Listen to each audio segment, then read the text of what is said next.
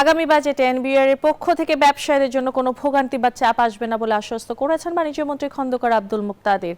সোমবার ডিসিসিআই ও সমকালে আয়োজিত ২০২৬-২৭ অর্থ বছরে প্রাক বাজেট আলোচনায় আশ্বাস দেন তিনি। এ সময় বাজেটে কর হার কমানোর পাশাপাশি সুদের হার যৌক্তিকীকরণ দাবি তোলেন ব্যবসায়ীরা। জিডিপির অনুপাতে কর আহরণের যে হার তাতে বিশ্বের যে কোনো দেশের তুলনায় পিছিয়ে বাংলাদেশ। দীর্ঘদিন ধরে দেশের কর জিডিপি অনুপাত আটকে আছে ৭% নিচে। তাই এই কর হার বাড়াতে আগামী বাজেটে এনবিআরকে ৬ লাখ কোটি টাকা রাজস্ব আদায়ের লক্ষ্য দেওয়া হতে পারে। তাই ব্যবসায়ীদের আশঙ্কা ২০২৬-২৭ অর্থ বছরে বাড়তে পারে করের বোঝা। যদিও তারা বলছেন বর্তমান অস্থির পরিস্থিতিতে কর হার না কমলে ব্যবসা করা কঠিন হয়ে পড়বে।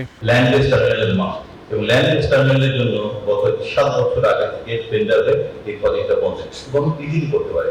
ওইগুলো যদি লিস্টিংয়ে আসে তাদের জন্য আমরা পলিসিগত সাপোর্ট চাচ্ছি যাতে তারা তাদের পুঁজি বাজারে আসতে পারে। তবে ব্যবসায়ীদের এমন আশঙ্কা উড়িয়ে দিয়েছেন বাণিজ্যমন্ত্রী।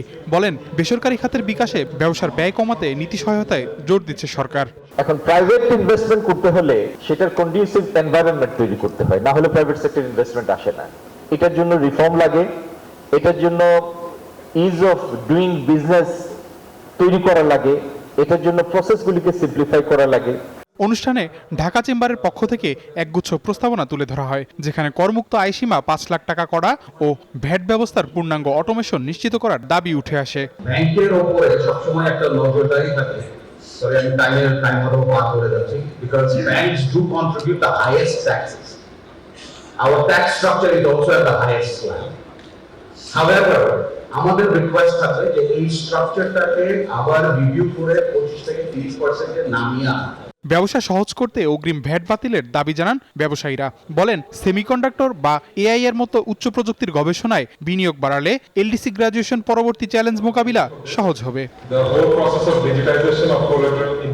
আবি আব্দুল্লাহ, নিউজ 24, ঢাকা।